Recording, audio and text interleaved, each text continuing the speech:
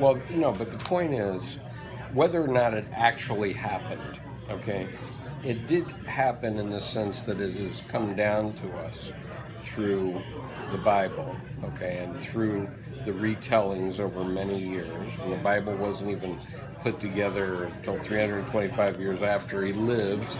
So, what do you remember from 325 years ago? Most of what's remembered is what was selected to be remembered. Sure, and so the same is true of the Tarot, correct? I mean, the same is true of the Tarot. The Tarot works because the things that worked, and they always worked, and they got stronger and stronger until the Tarot works. Okay, and the same is true of women's healing, or herbal healing, or acupuncture. Any of those methods, to a degree, they work. I'm not saying they're the perfect answer, but if we didn't have modern medicine, we'd still be relying on women's herbal medicine, right? Outlander medicine, right? Yeah, when we're not killing them. Pardon? When we're not killing them. Well, we're not killing the women, right? For being witches.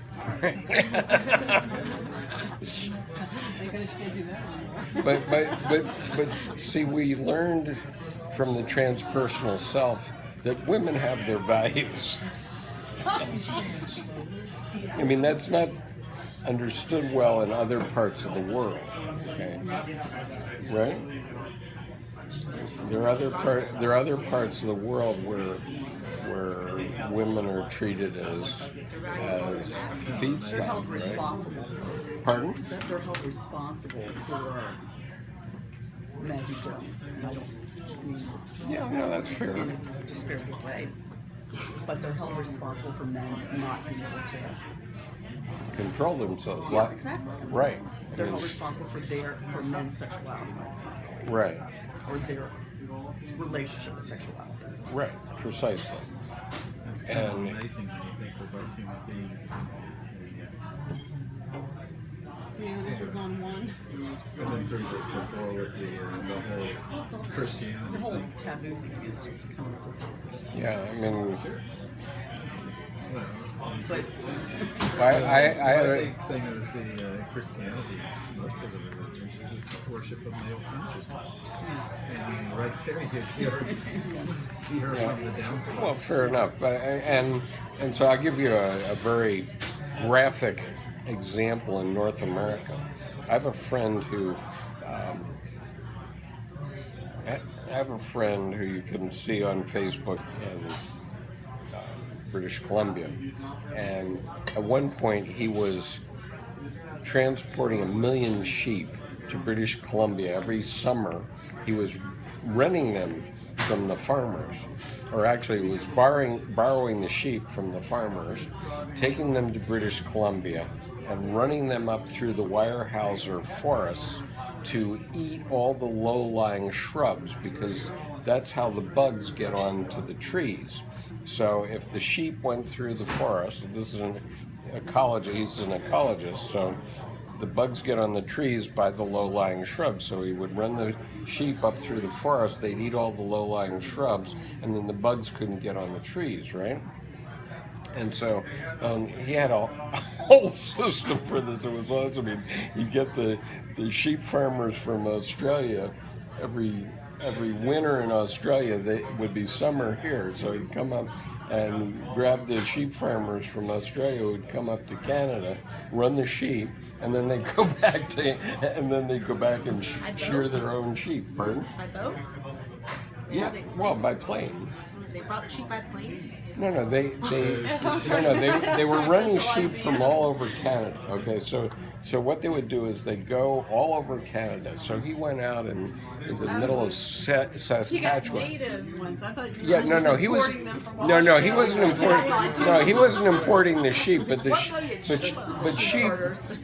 sheep in Australia aren't much good in the wintertime because they've sheared them and they haven't and they've breeded them, but they're waiting for them to Right before the cold weather. right, and then for like 4 or 5 months, nothing happens with the sheep until they birth the lambs in February, right? And so, or it's not, it's February in the U.S., it's the opposite in Australia, right? And so what they would do is they would bring the sheep herders and farmers up to Canada. They'd go around all of Canada, everywhere they could find a sheep, and they'd throw them on a truck, and they'd bring them all to British Columbia on rental, okay? And then they would run them up through the Weyerhaeuser forest all summer. They literally would have the sheep run from the south border of British Columbia to the north in the summer, and then they take all the sheep back. Okay, so, but the point of my story comes here. So Ray's out in Saskatchewan, I think, or Alberta, and he comes upon a Mennonite farm. And these Mennonites live in a very close community. And so the men approach Ray to impregnate some of the women while he's there. Okay, because he said, he said they were looking at it from an animal husbandry point of view, and he was bringing in fresh genes, so they wanted his genes in their gene pool, and so they wanted him to hang around for a few weeks and impregnate some of the women, and there you go. I mean. So what do you do? You leave me in No, he said, no, thanks. You didn't like the plain clothes. Okay. So, I'm gonna have to look him up on your Facebook now. pardon? I'm gonna have to look him up on your Facebook now. Oh, he's there every day. He's my oldest friend in the world.